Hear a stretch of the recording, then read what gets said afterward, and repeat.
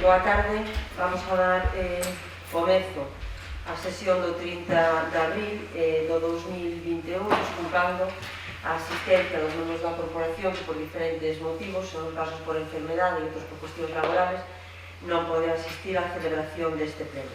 En primeiro lugar, vamos a dar lectura á declaración institucional da FEGAM sobre a participación das entidades locais na execución do Plan de Recuperación, Transformación e Residencia que foi consensuada os portavoces dos grupos presentes na corporación. Vai a dar lectura da declaración institucional a Concelleira de Promoción Económica, María López. Boa tarde. Na 10ª Asamblea da FEGAM, o Pleno adoptaba... María. Na 10ª Asamblea da FEGAM, o Pleno adoptaba un acordo marco polo que se reivindicaba o rigor da xestión das entidades locais e o noso labor como agentes vertebradores e revitalizadores do territorio. Ao tempo que se renovaba ante a cidadanía e as administracións da comunidade do Estado o compromiso de facer fronte común na defensa da nosa capacidade de xestión rigorosa e responsable e do noso valor como garantes voluntarios do desenvolvemento socioeconómico das administracións das que somos responsables.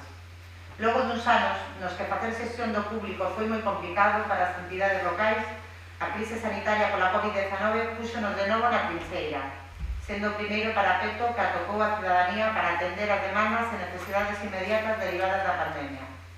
Pasado un ano, os gobernos locais seguen a procurar, por seus exclusivos recursos, o auxilio da cidadanía, non só nas súas necesidades básicas, senón tamén apoiando a actividade económica e social dos seus povos, vilas e cidades. Neste tempo, o Goberno de España adoptou diversas medidas para apoiar a cidadáns e empresas, cuxa provisión económica foi percibida íntegramente polas comunidades autónomas. A SEMADE, a través do Real Decreto Lei 5/2021 do 12 de marzo, habilitáronse medidas dirixidas ao comercio, ao sector turístico, á hostalería e aos autónomos, e o 73% da súa dotación será xestionada polas comunidades autónomas, que tamén serán as destinatarias da partida de fondos de AQU destinada a gastos de sanidade, educación, empresa e política social. Malia ter que afrontar unha situación moi complexa só con recursos propios, as entidades locais, unha vez máis, soubemos adaptarnos e responder ás exigencias de cada momento, quedando probado que, como administración máis descentralizada, somos pilares fundamentais da reconstrucción económica e social dos nosos territorios e, por extensión, do conxunto do país. Xa que logo, pola nosa proximidade, capacidade de reacción inmediata e eficacia e alrededor das nosas características intrínsecas, creemos que debería pivotar a proposta de medidas de apoio e o reparto de fondos públicos. Como parte da Administración do Estado, queremos achegar o noso coñecemento e experiencia a xestión dos recursos económicos que se están a habilitar e contribuir ao seu uso eficiente, xa que todo pasa no local, e todo pasa polo local, considerándonos garantes do acceso en igualdade da cidadanía a unha carteira homoxénea de servicios e recursos. Reclámase de nós que nos involucremos nos servicios nos municipios rurais e loitemos contra o seu despoboamento, que preservemos os valores ambientais, culturais, patrimoniais e paisaxísticos dos nosos territorios, sen deixar nunca de ser partícipes, senón promotores da dinamización da economía da zona, do comercio local, do turismo e das pemes, así como agentes creadores de emprego e riqueza e impulsores do tecido socioeconómico do noso territorio. Os concellos e diputacións, pois, somos claves na transición ecolóxica, a transformación digital, a igualdade de xénero e a cohesión social e territorial, e, polo tanto, determinantes na xenda urbana e rural. Por todo isto, e sobre a base do documento de análise de impacto da COVID-19 no ámbito municipal, Plan de Acción Multifocal 2020-2021, aprobado pola Comisión Executiva da FEGAM e o documento aprobado pola Xunta de Goberno da FEM, Piares para a Reactivación Económica e Social da Administración Local, a Comisión Executiva da FEGAM aproba por unanimidade esta declaración institucional na que reivindica a necesidade de considerar as entidades locais no reparto dos fondos subscribe e declaración institucional da FEM sobre a participación dos gobernos locais na reconstrucción económica e social de España. Demanda que a distribución destes fondos teña en conta, ademais do criterio de poboación, os criterios de dispersión xeográfica e envellecemento poboacional de capital relevancia na nosa comunidade autónoma, que se están a habilitar para aplicar medidas paliativas e de reactivación socioeconómica, porque somos Estado e vertebramos o país. reclama que as entidades locais deberán ser destinatarias directas do 15% dos fondos europeos para a reconstrucción, unha vez descontados os gastos sanitarios. Ben, pois unha vez rematada a lectura desta declaración institucional, damos paso á orden do día. Punto número 1, aprobación si procede do borrador de acta da sesión anterior correspondente ao 26 de febreiro de 2021. Alguna cuestión con respecto á acta? Procedemos entonces á votación. Votos a favor? Apróbase por unanimidade dos grupos a acta do 26 de 2 de 2021. No punto número 2, resolucións adoptadas pola alcaldía dende a última sesión, nos dar conta, como sempre, de que están a disposición en secretaría para consulta polos membros da corporación. Punto número 3, dar conta do decreto da alcaldía número 71/2021 do 26 de febreiro, polo que se aprobou a liquidación do orzamento xeral 2020. Ben, como todos os membros da corporación coñecen, é necesario, antes do día 1 de marzo, que este feita e aprobada a liquidación do orzamento do exercicio anterior e, por tanto, debe aprobarse a través dese decreto esa liquidación de exercicio e dar conta do mesmo na primeira sesión que se celebre despois desa decreto de liquidación. Por tanto, o feito de que non se celebrara a sesión o mes pasado por non haber asuntos que levar e que trasladar ao pleno, pois significa, como traemos aquí, que se proceda a dar conta en este pleno, que é o primeiro, da liquidación. Así, resumidamente, porque teremos ocasión de debatelo, de discutilo, que sí que será un momento tanto na Comisión Especial de Contas como despois no pleno da Conta Xeral, dar conta ahora dese decreto no que, como aparece na documentación que se fixo entrega, existen uns dereitos recoñecidos netos de 5.472.330,42 euros, unhas obligacións recoñecidas netas tamén de 5.900.628,38 euros e, por tanto, un resultado presupuestario de 555.217,44 euros. No que ten que ver ca situación da débeda do Concello, a 1 de xaneiro de 2020 se situaba en 3.686.434,5 euros, unha vez finalizado o exercicio, a 31 de decembro, en 3.476.434,5, é dicir, 210.000 euros menos que o inicio do exercicio. Ao mesmo tempo, tamén, e por eso foi entregado, ainda que non é un punto de debate, sino solamente de dar conta, se entregou tamén esta carpeta aos membros da corporación, os portavoces dos membros da corporación, no que ten que ver cos indicadores de contabilidade por un erro na documentación que se enviou, que o sistema non integrou no cálculo o número de habitantes e, por tanto, había indicadores que salen a cero, porque non integrar o padrón municipal e, por tanto, o número de habitantes non podía facer o cálculo, non?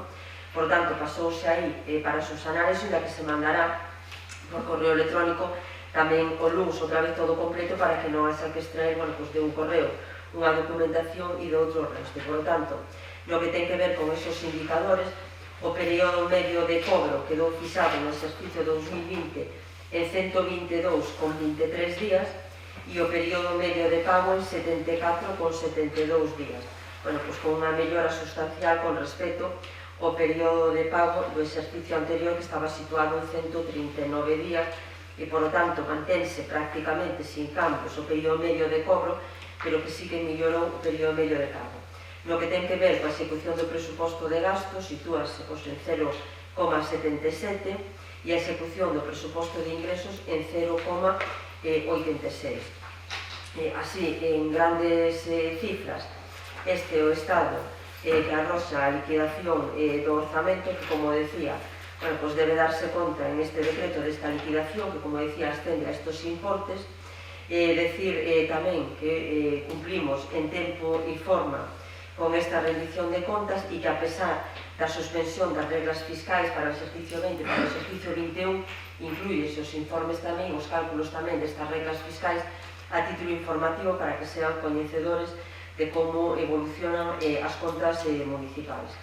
e únicamente, bueno, pues dar conta tamén de que se vai a proceder a semana que ven a convocatoria desa Comisión Especial de Contas, de forma que teñamos en este exercicio finalizado xa pues, todo o proceso de aprobación da conta xeral antes do verán, en lugar de facelo, bueno, pues, como ven sendo habitual e preceptivo, despois do verán, porque hasta outubro, cando existe plazo legal para facelo.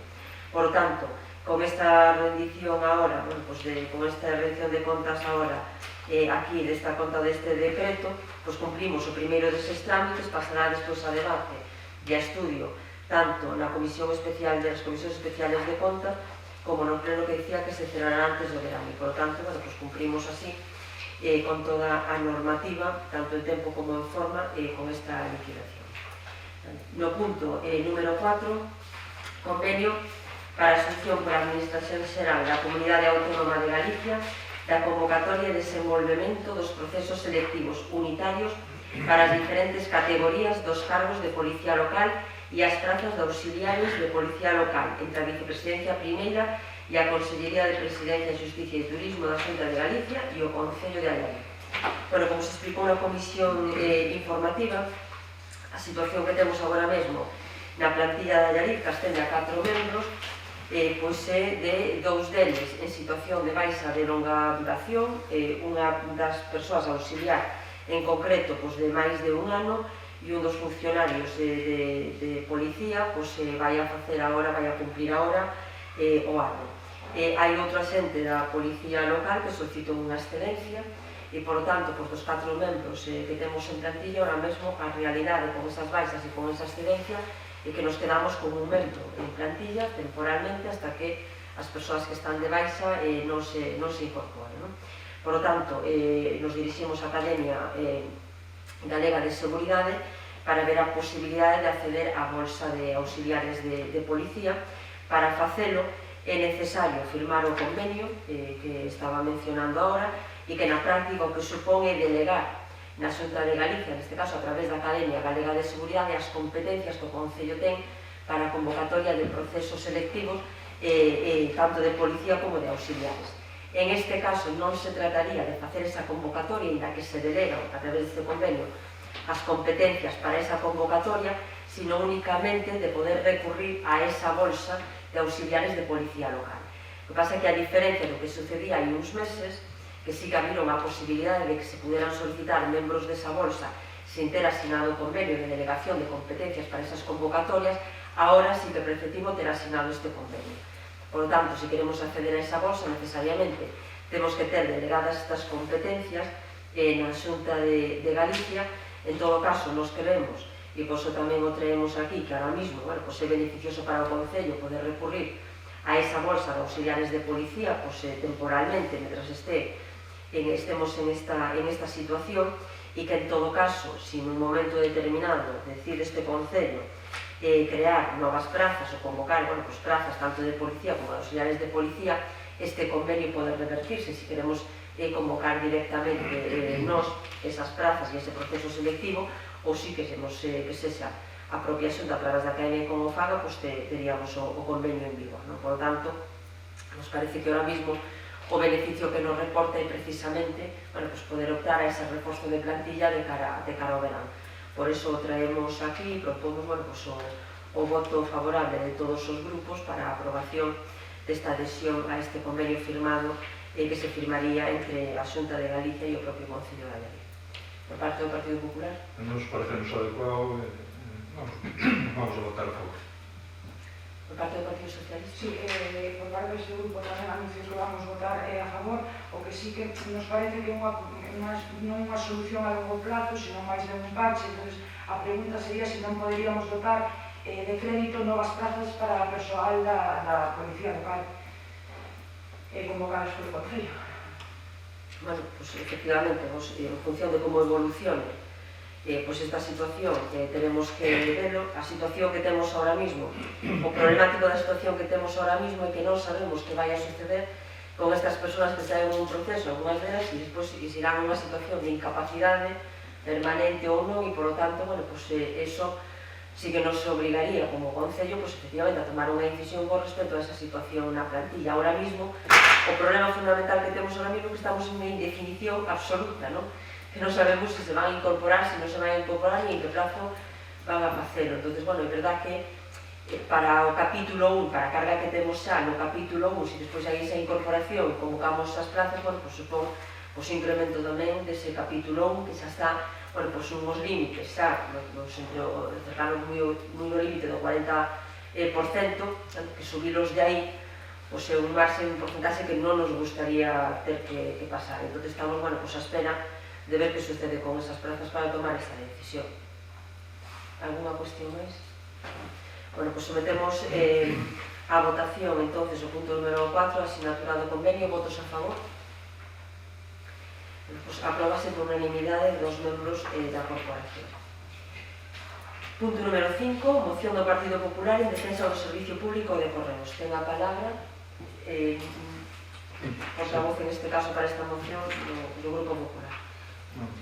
Antes de nada, antes de la moción, bueno, solicitar a disculpa por un pequeno erro, un cortapega en la página 3, donde fala do Concello de Ourense, evidentemente que fala do Concello de Lleida.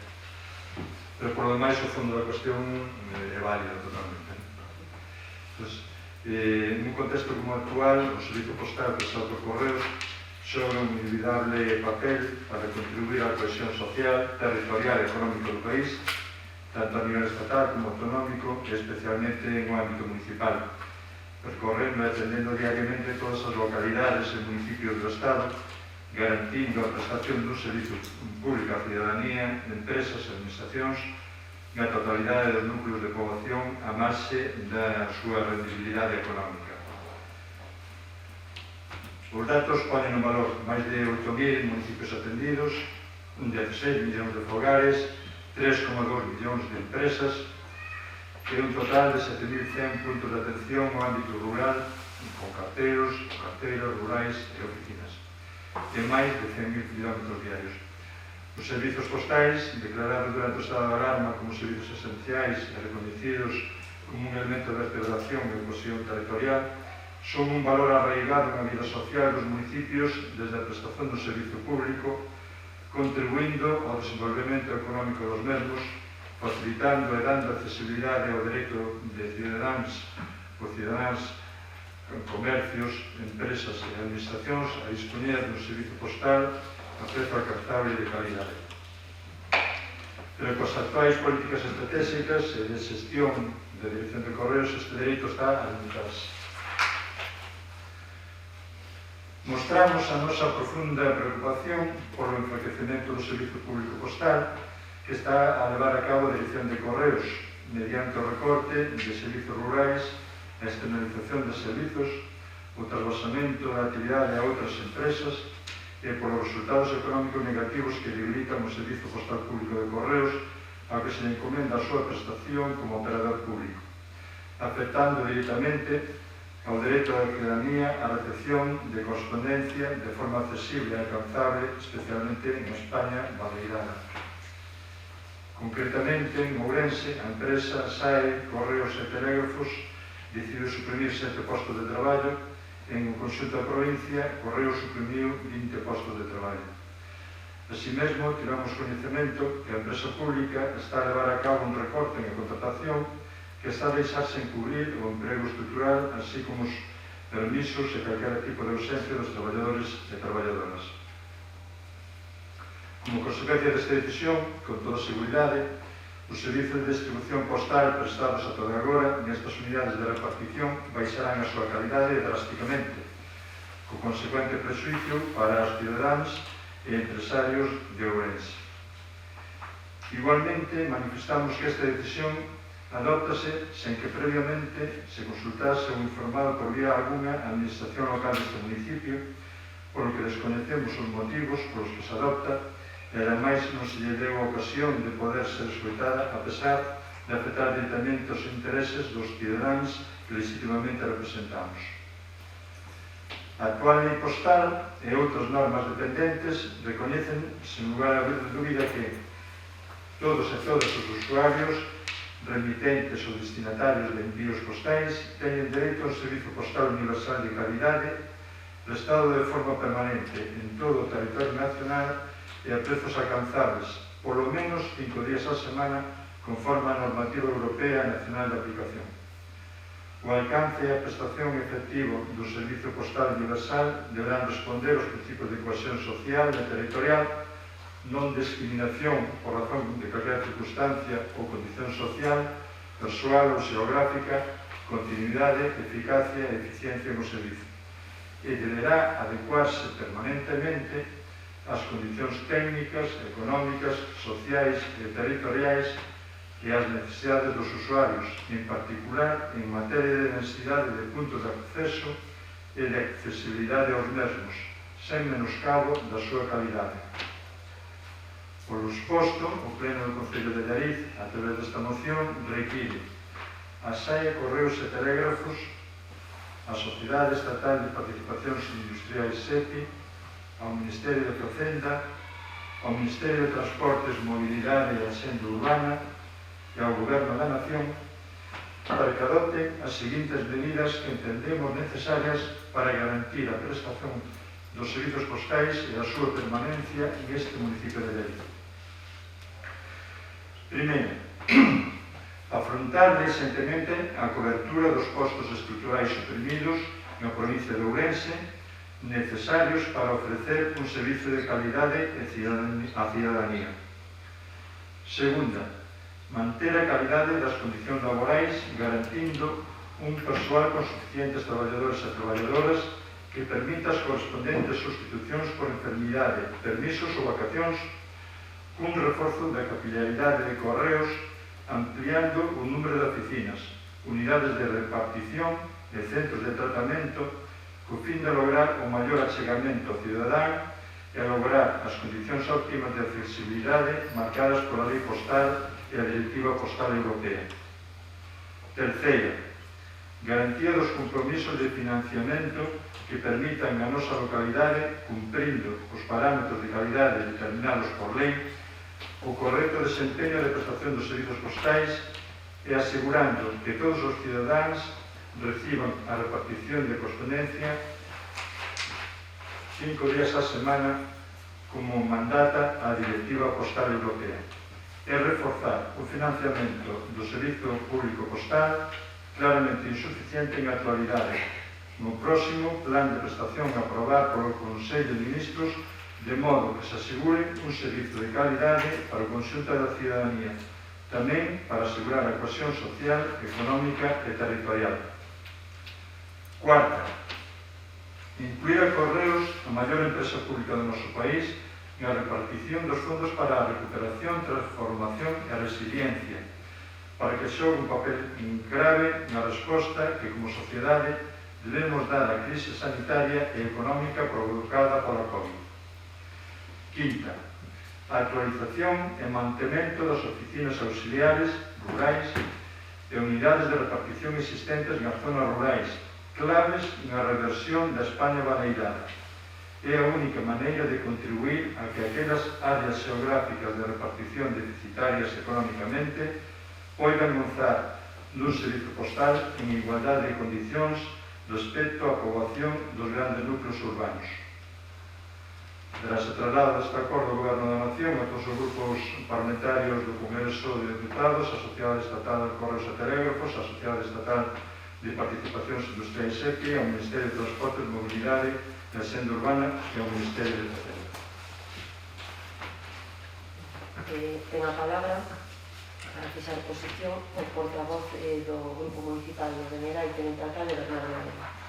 Sí, boa tarde a todos e todas. En primeiro lugar, aclararles que isto para mí é un déjà vu, posto que esta mesma moción a debatimos pola mañá no pleno da Deputación Provincial, exactamente a mesma. Entón, ao final acabarei facendo un experto en correos a base de machacada. Bueno, nada, máis alá desta anécdota, indicarles que benvido o Partido Popular a defensa dunha sociedade pública como Correos e os servizos públicos de calidade.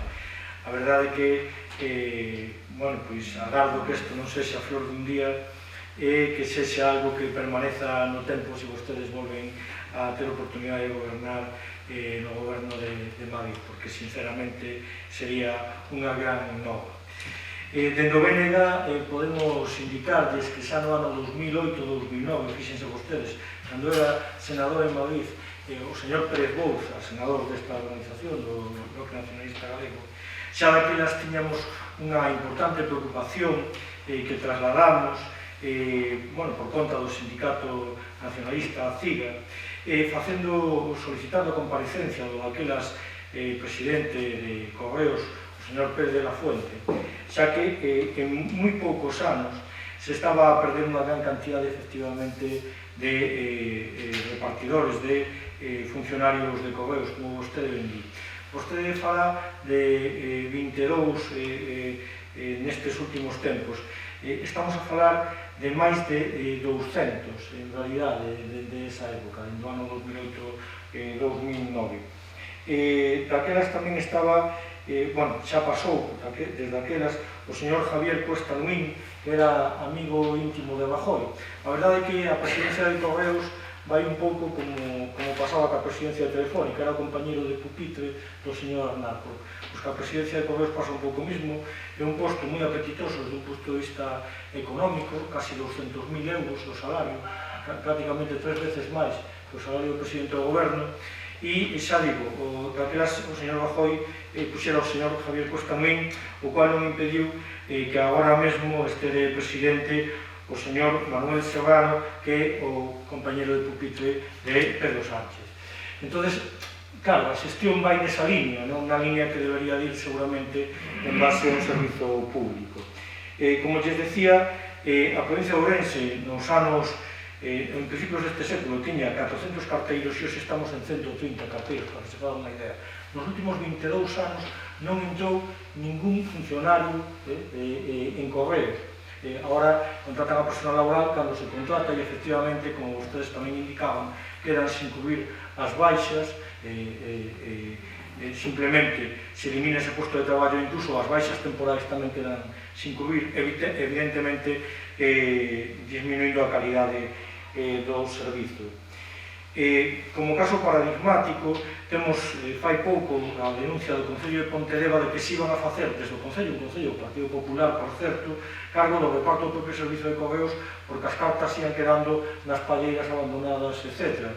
Podo dicirles que a raíz desta moción tuve a oportunidade de contactar con xente de Correos e me explicaron cal era o sistema e non pude quedar máis caballado. En realidade, hai o que se chama o libro de reparto. En pleno século XXI estamos a falar dun libro de reparto no cual un compañeiro lle deixa a outro, porque evidentemente antes había un carteiro fixo para cada zona, ahora como teñen que andar cubrindo uns aos outros, deixan do libro de reparto donde o que chega ese día ao sitio atópase con a casa do can grande, a da ventana verde, a da porta vermella, e con eso ten que ir repartido. E se se equivoca nunha casa, a partir de aí xa van todas as cartas mal repartidas, porque tamén hai un problema de base, que eso xa sería un tema da administración local, que en moitos concellos non están numerados as portas das vivendas, co cual teñen que ir con ese libro de reparto, insisto, en pleno século XXI, casi atinando a ver a onde vai a carta, non? Evidentemente isto non ten sentido, pero bueno, temos outro exemplo tamén, que a reducción da oficina de Padrenda, que estaba en Cortegada de Baños, era unha oficina que lle chaman técnica, que tiña 7 funcionarios titulares e que estaba aberta desde as 7:30 da mañá, 7 horas e media, non? Esas 7 horas e media, ademais, facía outras moitas funcións, aparte do que sería a propia función do reparto de cartas e recepción do mesmo, e, sin embargo, esa oficina pasou pola reducción de 3 dos seus traballadores a oficina técnica e, evidentemente, eso disminuiu muitísimo a calidade do servizo e as horas propias de atención. E isto é algo que está a pasar na nosa provincia e que, evidentemente, afecta ainda moito máis o que sería o entorno rural. Falaban vostedes na moción de que se estaba a privatizar o servizo. Sí, pero que non sei se saben quen foi o gran iniciador deste proxecto privatizador, porque seguramente o coñecen. Chámase Sonarallas, un tal Feijóo. Este señor fai máis de 20 anos comprou unha empresa que se chamaba Cronospress, que era unha empresa privada, e meteuna no Grupo Correos e empezou a derivar, facéndolle dumping á propia empresa pública. Fíxense vostedes, cambioulle de nome, agora chamase Correos Express, pero contrata autónomos, os que fai traballar moitas máis horas por un salario moito máis baixo, e, lóxicamente, iso incidiu na reducción da cantidade de servizos que tiña que realizar o propio Correos. E xa lles digo, isto ven da época do señor Feijóo como presidente de Correos, seguramente vostedes o acorden. Por outra banda, o que sí que é certo, e existe un consenso importante, é que debería de dotarse a empresa, a Correos, a entidade de Correos, dun fondo de compensación con a chega das empresas privadas e da propia administración, como se fai no caso da televisión pública, que permitira dotar dun servicio de calidade, como vostedes decían, de 5 días a semana, un reparto fixo, a aquelas zonas rurais que, lóxicamente, son deficitarias estructuralmente a nivel económico, non? Porque, por suposto, esas zonas xa sabemos que, lóxicamente, non van a ter capacidade económica para soster o servizo, pero aí debería de entrar a propia administración. Podo indicarlles que o Concello de Allariz vai asinar un convenio con Correos para garantir, neste caso, a Oficina de Allariz unha maior carga de traballo, non? Permitindo desde o pago de taxas na Oficina de Correos, asimismo que se acheguen servizos ás parroquias e que incluso a demanda dos propios veciños das parroquias, neste caso, lles podan levar pequenas cantidades de diñeiro a demanda dun día para o outro, porque parece un servizo interesante, non? E a caigo. E ademais, xa digo, con eso tamén contribuímos a garantir esa carga de traballo que garanta a viabilidade da Oficina de Correos no noso caso. En resumo, agradecerlle ao Partido Popular que, efectivamente, se achegue á defensa dese servizo público básico esencial que, como vostedes dicen, é Correos, solicitarle que isto sea permanente no tempo e que, a súa vez, o Partido Socialista, que hoxe pola mañá era máis crítico con esta moción na sede da Diputación Provincial, pois tamén que, se nos poñemos todos de acordo, seguro que sacamos algo importante adiante, non? A raíz desto, presentamos unha moción de engádega, que sería o seguinte texto que tuve a oportunidade de trasladar anteriormente. Neste caso sería, perdón, porque hai pon, claro, a Diputación de Ourense, sería o Concello de Allariz, lóxicamente, en defensa do Servizo Postal Público de Correos na provincia de Ourense, insta ao Goberno do Estado español a derogar o artigo 37 referido a contornos especiais Real Decreto 503/2007 de 20 de abril, por lo que se modifica o Real Decreto 1829/1999 de 3 de decembro, por lo que se aproba o regulamento que regula a prestación dos servizos postais no desenvolvemento establecido na Lei 24.998 de 13 de xullo, Servicio Postal Universal de Liberalización de Servizos Postais. Xa que de aplicarse este artigo tal como foi aprobado polo Parlamento do Estado Español, suporía a agrupación nun único punto de entrega, cada un no seu buzón, das cartas remitidas a cada núcleo de poboación. Resumindo, isto foi aprobado na época do Aznar, pensando claramente en Castelo. Estábanse facendo urbanizacións moi grandes e que na porta da urbanización se puxera unha rea de buzós e que ali o carteiro depositara en cada buzón o de cada veciño. O problema é que, como se fai pensando en Castela, non pensando no noso país, isto, se se aplica aquí, suporía que na entrada de cada pobo habería unha rea de buzós, ali o carteiro depositaría a carta e cada veciño tería que ir a buscala porque non lle iban a levar a casa, non? Entón, isto pedímolo porque aplicando no noso país sería algo que non tería absolutamente ningún sentido. E xa digo, pola mañá chegamos ao acordo, o voto do partido do BNG vai a ser positivo respecto á moción porque entendemos que efectivamente o fondo do asunto nos une, pero tamén non pode deixar de sorprendernos certamente este cambio do Partido Popular que xa digo agardamos sexa para tempo. Moitas grazas. Turno de intervención para a portavoz do Partido Socialista.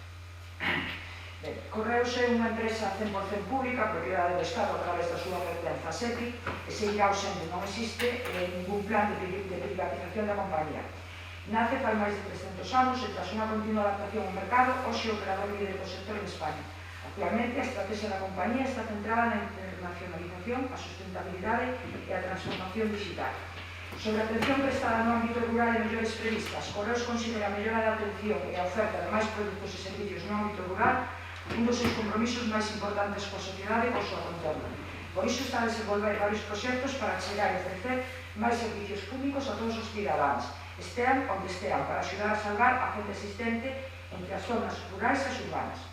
Un destes proxectos é o da transformación da rede de servicios rurais que ten como objetivo proporcionar produtos e servicios que actualmente só se prestan na rede de oficinas. Gracias aos dispositivos portátiles dos carteiros que permiten a conexión cos sistemas de correos do pago con tarxeta bancaria, os carteiros poderán ofrecer no mesmo domicilio servicios como pago de tributos, cobranza de recibos, acceso de servicios financeiros, correos CAS e todos aqueles novos produtos que a compañía incorpore dentro da súa estrategia de diversificación.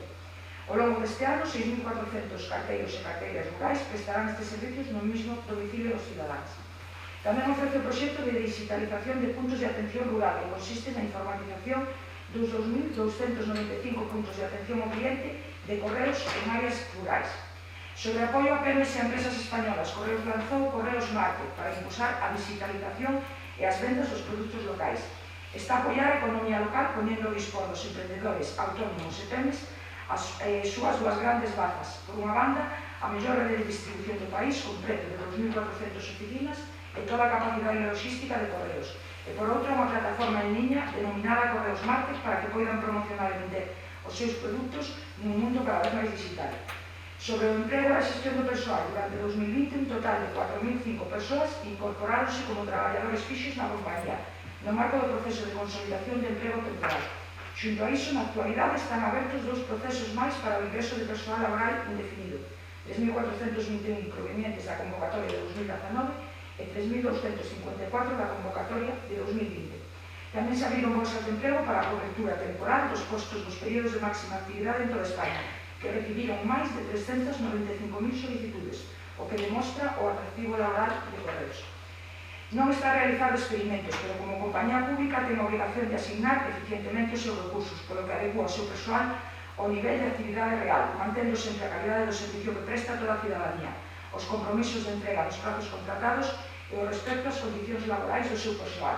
As reorganizacións realizadas nas unidades de distribución de algunhas zonas responden a procesos de organización interna que se modificaron o lugar de orixe dos carteiros sen afectar en nada a prestación e a atención prestada a todos os cidadáns. Por todo isto, anuncio que o noso voto será contrario. Hai turno de réplicas? Sí. Tengo palabra por todo. Benvidos a esos novos servicios. Estou a Hollywood. Pero a nós preocupanos especialmente a atención a todos os núcleos e aldeas. É dicir, que os servicios básicos que cubre Correos que se sigan cubrindo. Si engadimos servicios benvidos, pero dificilmente vamos poder atender os servicios actuais e engadir novos servicios diminuindo o número de empregados que ten Correo. Vamos, eso é prácticamente imposible. Entón, nos queremos, a moción vai no sentido de mantener e garantir todos os servicios que está prestando. Se vai a prestar máis servicios, estupendo, pero nós queremos garantía de que todo o que se está prestando ahora, pues que se siga prestando. Si efectivamente, con o personal que temos non vai disminuir, vai aumentar e van aumentar os servicios, pois entón non hai problema en apoiar a moción, pero bueno, nós desde logo queremos garantía, por iso se presenta a moción, porque senón non faría falta presentar a moción, porque desde logo é un servicio esencial para atender especialmente en o noso caso aos núcleos rurais, que moitas veces a única comunicación, o contacto que teñen é a través de correos, e ese é un servicio fundamental. Si despois hai máis servicios tecnolóxicos que se prestan ao mellor na vila, pero deixamos desatendidos os núcleos, mal negocio. E, bueno, en canto a Engádega, si aceptamos a incorporación da Engádega, creemos que é un complemento e que tamén sirve para garantir o servicio de correos. Pois non hai máis... o segundo turno? Non. Vale, pois entonces sometemos a A votación entendemos que como se acepta en Gádega, o que vamos a votar O único é a adaptación de segundo pon un es poñer a lei, etc. a emoción con esa en Gádega, que sería o que votaríamos, non? A moción engadindo a aportación que se facía desde o Grupo Municipal do Benerá. Votos a favor, por lo tanto. Votos en contra. Pois apróbase os votos a favor do Grupo Partido Popular, do Bloque Nacionalista Galego, e o voto en contra do Partido Socialista. Punto número 6, moción do PSDG-PSOE sobre os fondos europeos. Con a palabra a súa portavoz. A través do Fondo de Recuperación Europeo Next Generation EU, a Unión Europea pretende dar un impulso modernizador e reactivar os motores da economía europea afectada pola crise derivada da pandemia da COVID-19. Este fondo suporá unha inxección para España de 140.000 millóns de euros entre transferencias e préstamos, dos cales 72.000 millóns serán entregados a modo de transferencias non reembolsables. Esta dotación económica, equivalente ao 11% do PIB, servirá para financiar, a partir deste 2021, proxectos que activen a nosa economía no referido á transformación digital, ecolóxica, igualdade de xénero, cohesión social, económica e territorial. O Goberno Central, algunhas comunidades autónomas e moitos concellos están traballando desde xa fai varias semanas na definición das mellores ideas. No caso galego, a Xunta debería deixar a un lado a súa política de confrontación co Goberno do Estado e centrarse na elaboración dun plan ben estruturado sobre o uso deste dinheiro. É fundamental impulsar plans que favorezan o emprendemento, a modernidade e a xeración de emprego que permitan solucionar problemas como a crise demográfica e industrial ou o envellecemento poboacional, vixentes dende fai moitos anos e que se viron agravados pola pandemia. Os socialistas e as socialistas galegas presentamos as bases do Plan Rexión de Galicia, que inclúe 20 eixos de actuación e 60 programas específicos para a reactivación económica, social e cultural do noso territorio. A nosa proposta establece a mobilización de 20.000 millóns de euros en investimento público e público-privado ata o ano 2027, podendo mobilizarse entre 3.500 e 4.000 millóns de euros cada ano entre todas as administracións dos que podería beneficiarse o noso concello. No ámbito municipal estánse a crear departamentos específicos para canalizar a xestión do inxente orzamento que está a piques de chegar dende Europa. Por iso é preciso que o noso concello non se quede atrás e logremos un gran acordo que implica ao goberno municipal, aos partidos políticos e a outras administracións, así como os diferentes actores económicos e sociais. É vital deseñar unha folla de ruta que permita, con maior consenso posible, concorrer ás diferentes convocatorias coas maiores probabilidades de éxito e que nos permitan avanzar para un concello verde, digital e cohesionado. Proponemos que o Concello de Allariz conte con proxectos de calidade e concorra as diferentes convocatorias con ideas consensuadas entre os principais sectores políticos, económicos e sociais do municipio. Para todo iso, propomos a adopción do seguinte acordo: a creación dun grupo de traballo a maior brevidade posible por parte do Goberno municipal con representación dos grupos políticos e dos axentes económicos e sociais que se considere oportuno co fin de establecer as bases e as prioridades do noso concello para concorrer ás diferentes convocatorias para o reparto dos fondos Next Generation EU. Por parte do Grupo Municipal do Benerá anunciamos que vamos a aprobar a moción, vamos a dar o noso voto favorable á moción. Sin embargo, creo que debemos facer hincapié en alguna cuestión que nos creemos que é importante, non? Empezamos a estar xa, eu creo que non é só no Concello de Allariz, sino en moitos concellos, empezamos a estar cansados xa de levar meses e meses falando dunhos fondos en que exista ninguna concreción.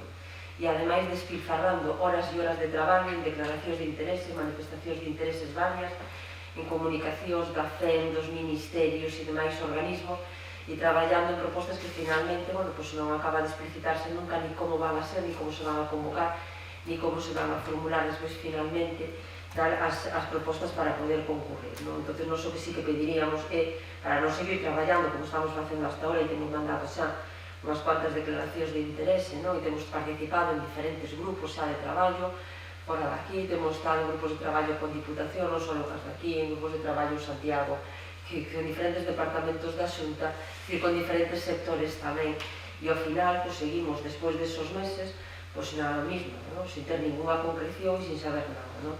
Ao mesmo tempo, estamos asistindo tamén ao papel que está a facer, antes a indefinición tamén que hai por parte do goberno estatal, o papel que está a xogar o goberno galego, no que lonxe de estar apoiando tamén moitas das propostas que estamos formulando desde os concellos, eu creo que partidistamente está facendo as súas propias propostas na que hai unha reclamación permanente de fondos, que desde logo a nós nunca nos parecería mal, se non fora porque iso vai acompañado do oscurantismo total e absoluto por parte da Xunta, daqueles proxectos que anuncia e que cuantifica, pero que non se sabe, siguen sen conocerse que son, a pesar de que en sede parlamentaria se teñen pedido reiterado e reclamado reiteradamente, non? Ao mesmo tempo tamén, non deixa de asombrarnos como o Consello de Contas nos dá o tirón de orellas a Galicia, non só a Galicia, como a comunidade máis, pero a Galicia tamén, porque non somos capaces de xestionar e devolvernos boa parte dos fondos europeos que ahora mismo Galicia recibiría, que non teñen xa que ver ni siquiera con estos fondos, pero que recibiríamos sin ter que facer ninguna outra petición, ninguna xestión, e ainda así, en algúns deles chegamos a devolverse no Tribunal de Contas ata o 70% deles, porque non é capaz a Xunta de xestionarlos, non? E, por tanto, nos parece que ao final todo isto, o que acaba sendo para as diferentes administracións, un traballo que sumado ao traballo habitual que xa temos, en moitas ocasións temos a sensación, e outro día en Santiago trasladábamos tamén así a sensación de que estamos traballando así, cos ollos pechados e sin saber para onde casi e que todo, non?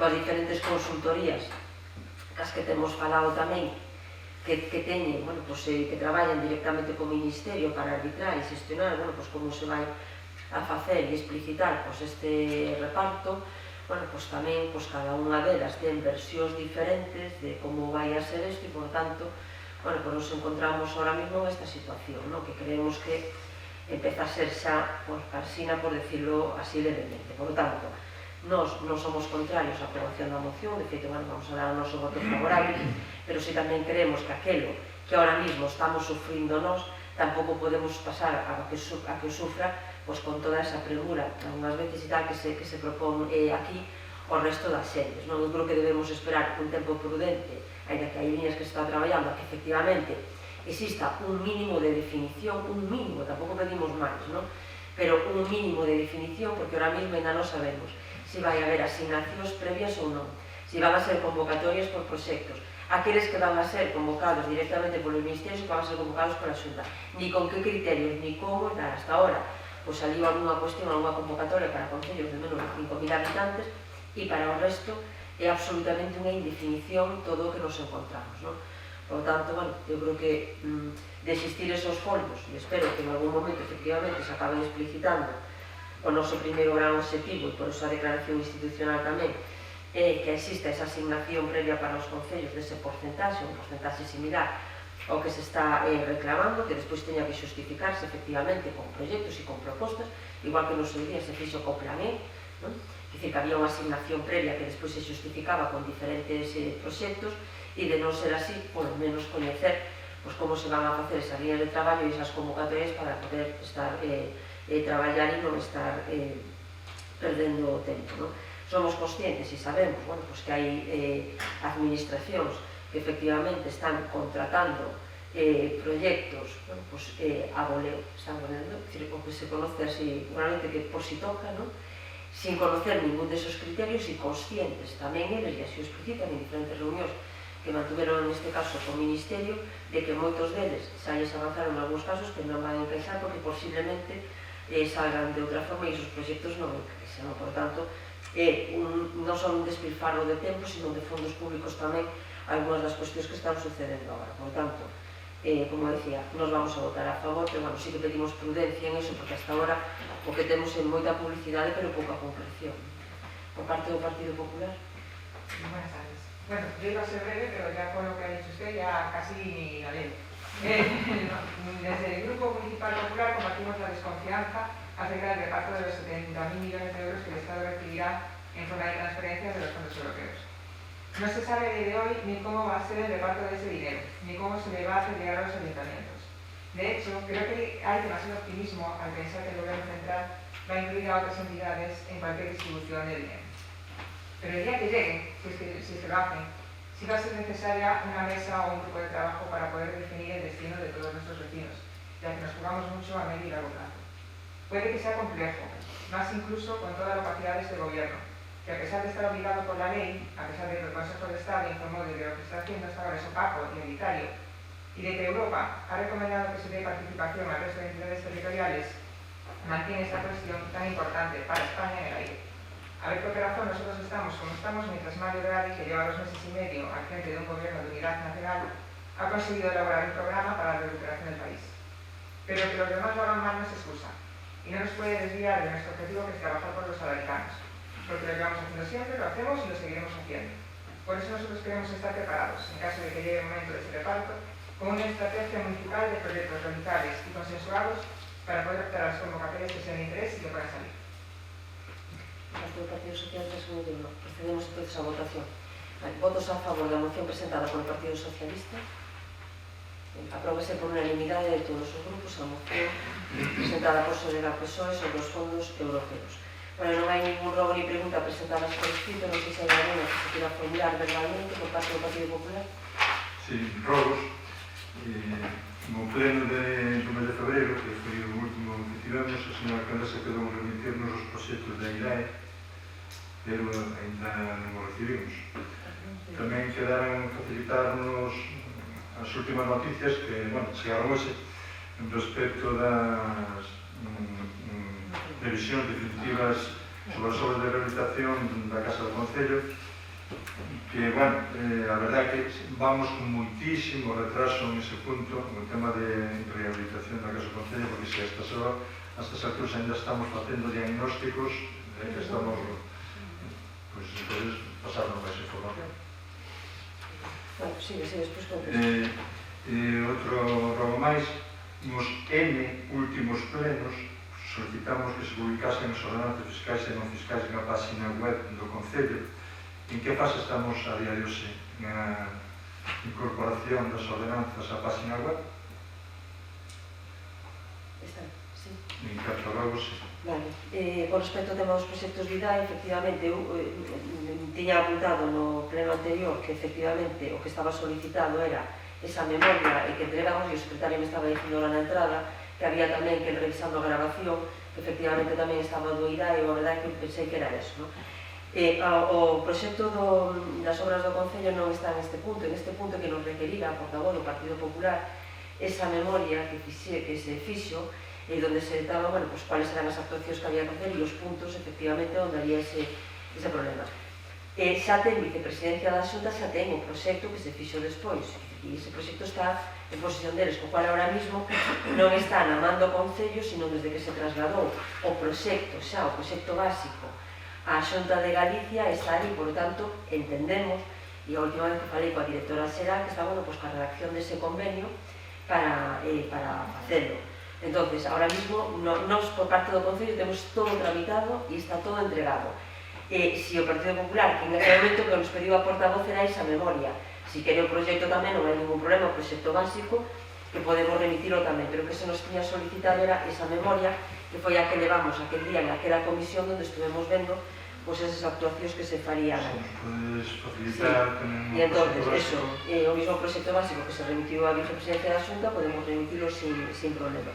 E no que ten que ver cas ordenanzas fiscais, non están na web ahora mismo, porque o que estamos facendo é un refundido, para non publicar as ordenanzas con todas as modificacións que se fixeron, que estamos facendo o refundido, e é verdad que, bueno, pues que o tema de facer o refundido, pues non, e non haber pues, excesivo tempo, pues esperamos que, bueno, efectivamente para o próximo pleno, que non nos lo teña que recordar, porque teñamos ese refundido feito, e por lo tanto teñamos publicadas xa as ordenanzas refundidas e non como están agora mesmo, non?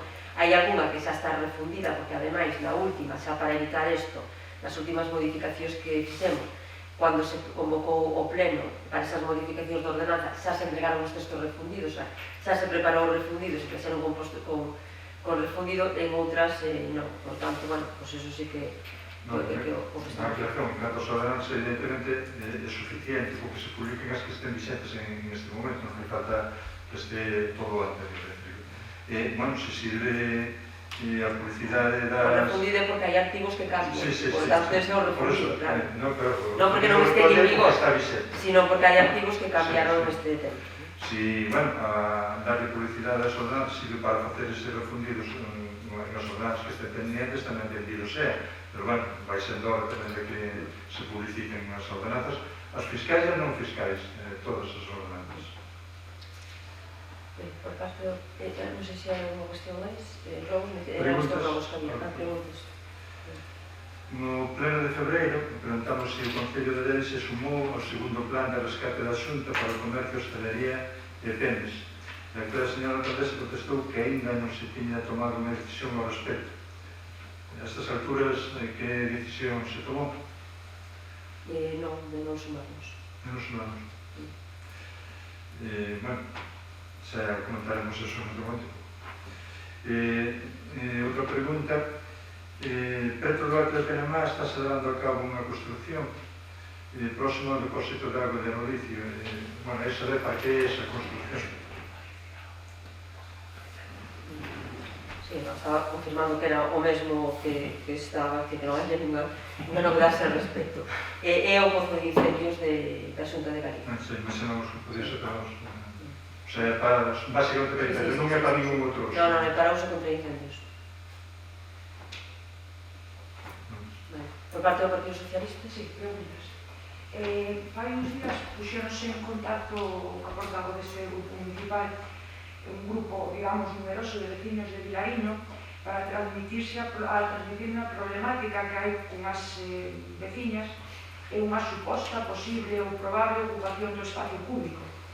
Eu, efectivamente, trasladeime ali para ver cal era a situación, que deime un pouco agallada,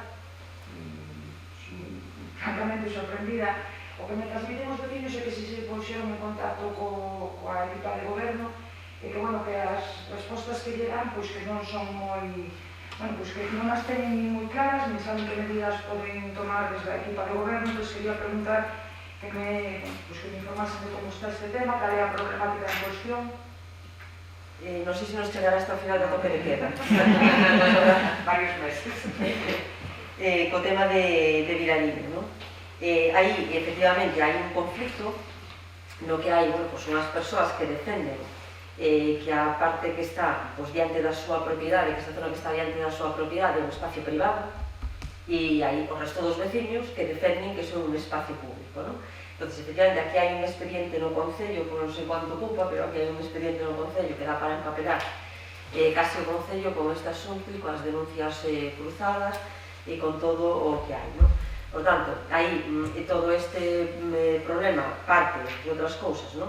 De que no catastro, bueno, pues aparece como propiedade, esa zona dese patio aparece como propiedade destas persoas, destas irmás que viven ali, e o resto dos veciños defenden, bueno, pues que non é así, non? No Concello, ahora mismo, e temos falado horas e horas e horas cos veciños e con elas, con todos, horas, o que sí que non temos ningunha documentación que nos permita asegurar que é público ou que é privado. Non existe ninguna posibilidade de facelo, ni unha ni a outra.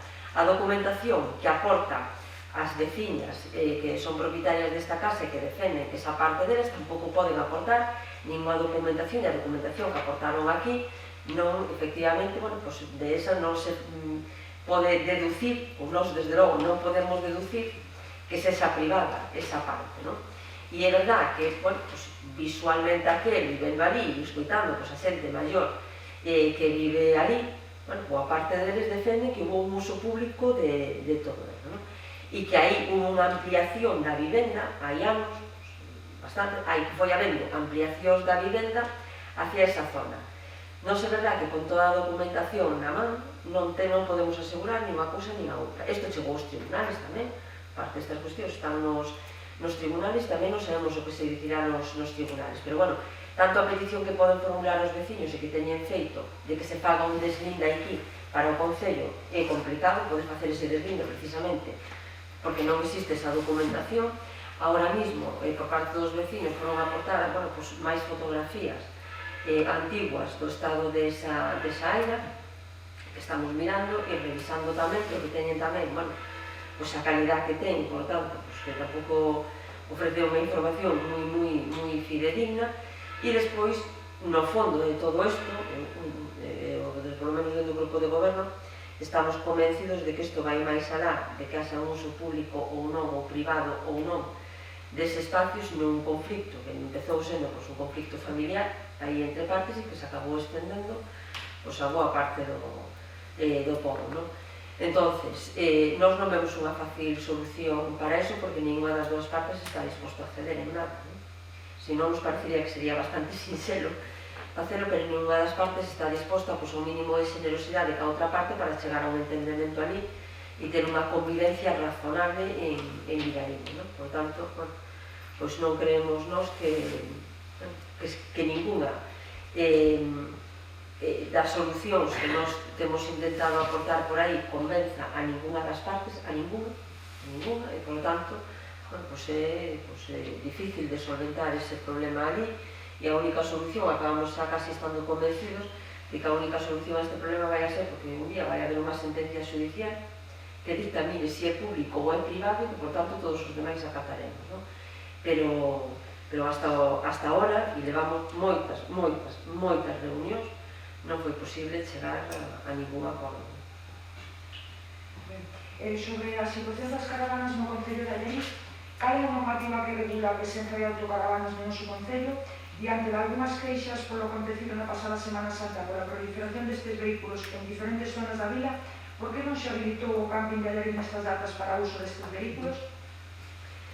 Pois nos encantaría que usaran o camping, pero hai unha negativa por parte deles de usar o camping. Nós temos falado con eles en máis de unha ocasión, porque é verdad que non podemos impedir o aparcamento, porque teñen a consideración de vehículo a todos os efectos e, por tanto, a normativa de tráfico permite estacionar en cualquier sitio donde podan encaixarse dentro do espacio habilitado para aparcamento, e, por tanto, dentro das líneas que están dibuixadas non. Por esa razón, no seu momento, nos pintamos os aparcamentos en batería da zona do Arnado, non? Porque eso obliga que efectivamente teñan que encaixarse dentro, e se non poden encaixarse aí, non poden estacionar en esa zona, e, por tanto, teñen que ir a outro e non causen trastornos que estaban ocasionando en algún momento, non? Nos, por suposto, que temos trasladado en moitas ocasións que non temos nada en contra das autocaravanistas, só faltaría que en Allariz son todos ben recibidos, pero que non poden facer é obstaculizar, como está en algúns momentos obstaculizando algunhas das zonas, non? O problema fundamental que temos aí, que se utilizan espacios que son moi sensibles para ese aparcamento, e que ademais o que provocan é que invaden beirarrúa cas traseiras desas autocaravanas e que algunhas zonas que se habilitaron para que non haxa problemas de accesibilidade, como en toda a zona do Arnado, na práctica, moitas veces veise impedido porque a traseira desas autocaravanas é encima da beirarrúa e, por lo tanto, necesitas salir á carretera para poder transitar, non? Entón, aparte desta situación que xa fixemos, cando estamos plantexando, é a posibilidade de pôr nas beirarrúas unhos topes tamén para que as autocaravanas non podan ir hasta a traseira e podan estacionar aí. Porque nós sí que non podemos, se a autocaravana está no sitio, non podemos facer. O que a policía, o que temos feito é un traballo con eles de visitálos cada mañá, cando chegan, que chegan normalmente pola noite, visitálos cada mañá para dicirle, a tua autocaravana non cabe aquí, tens que cambiar e tal, e desplazala para outro sitio. Aquelas que efectivamente encaixan no apartamento, pois teñen dereito a aparcar e non pode prohibirse. E cas asociacións, o que sí que temos falado para intentar que esa petición que teñen feito e formulado en máis dunha ocasión dunha zona de autocaravanas, que esa zona, que en realidad para ese servicio que nos piden de carga e descarga de augas grises e de carga de auga, e para o que piden entonces esa zona de autocaravanas que o fagan no camping, porque no camping pode facerse exclusivamente ese servicio. Non é necesario acampar. Nos xa temos habilitado equipamento no camping, infraestructura no camping, para que se poda facer ese servicio sin necesidade de duplicalo en outro sitio. E, por tanto, que poden entrar ali e facelo, non? Pero, é verdad que dicen que non lles gusta entrar a campings, ainda que sea para eso, pero tamén é verdad que xa está feito ali e, por tanto, que deberían facer uso dese espacio para eso. Por o resto, tamén temos indicado que nos, aparte, que nos parece que deberían facer ese estacionamento no fondo do Festival de Xardíns, aquel apartamento que está habilitado ali no fondo do Festival de Xardíns, e esas cargas e descargas, facelas como xa está habilitado no camping, non? Pero, que é un tema que se ten tratado aí de forma moi extensa na propia FEGAM, porque non é algo que nos afecte en exclusiva a Allariz, sino a moitos concellos, en zonas de playa, de unha maneira, en algúns casos, bastante difícil de ordenar por parte das diferentes policías e dos concellos, pero, aquí fundamentalmente o problema desa carga e e desa carga de augas, esa descarga de augas grises está na negativa de facelo no propio campo. Aquí, só un comentario, o principal problema precisamente é a descarga de augas grises que moitas veces non me van a facer a ningún lado e fana onde están. Sí, pero bueno, aquí teñen onde facelo que no propio campo que está Sí, habilitado para facelo. Pero o problema é que non o están facendo así. Entonces, hai que buscar unha solución porque, digamos, estás ocasionando un daño ao resto dos cidadáns. Entonces, hai que buscar unha solución para garantir que esas descargas que se fagan no sitio adecuado. O mellor é que, efectivamente, habilitar unha zona para autocaravanas, para que podan... Hai sitios, hai municipios onde hai zonas concretas para autocaravanas, que posiblemente a mellor sea a última solución, porque tal como está ahora, bueno, é un desastre. Pero hai que decir que na zona natal onde están activamente non, o problema de carga e descarga non hai, porque eles non descargan ali. Ali non descargan, o único problema que hai sería a ocupación das viaduas, pero eles non descargan ali. No, lado non descargan, no lado ni no resto, sí, vamos.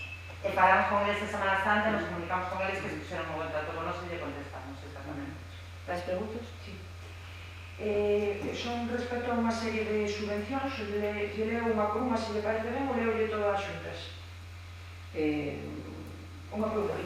Vas a preguntarnos se as solicitamos ou non. Sí, correcto, si as solicitamos. E despois non as vas a pasar por escrito para acta, non? Sí. Vale. Tramitou o Concello de Llariza unha das seguintes convocatorias de subvencións: subvención para a contratación de servicio de acceso de banda ancha fixa de alta velocidade 30 megas por segundo que tiña de prazo hasta o 30 de 12 do 2021 o Ministerio de Asuntos Económicos e Transformación Digital. Subvencións dirixidas ás entidades locais para a contratación temporal de persoas en situación ou risco de exclusión social preceptoras da Renda de Integración Social de Galicia, RISGA. Axudas e subvencións para o fomento do emprego no medio rural, Aprove Rural, prazo hasta o 25 de 5 do 2021. Sí. Axudas e subvencións para o fomento do emprego e mellora da empregabilidade no ámbito de colaboración coas entidades locais, prazo hasta o 20 de 5 do 21.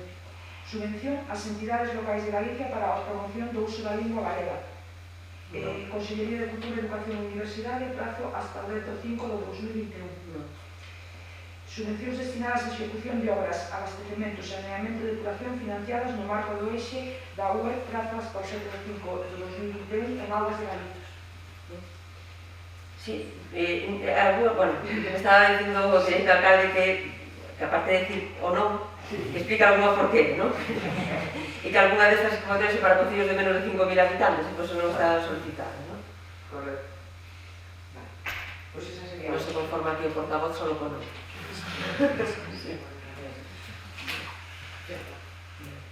De todos por favor, para alguna cuestión máis?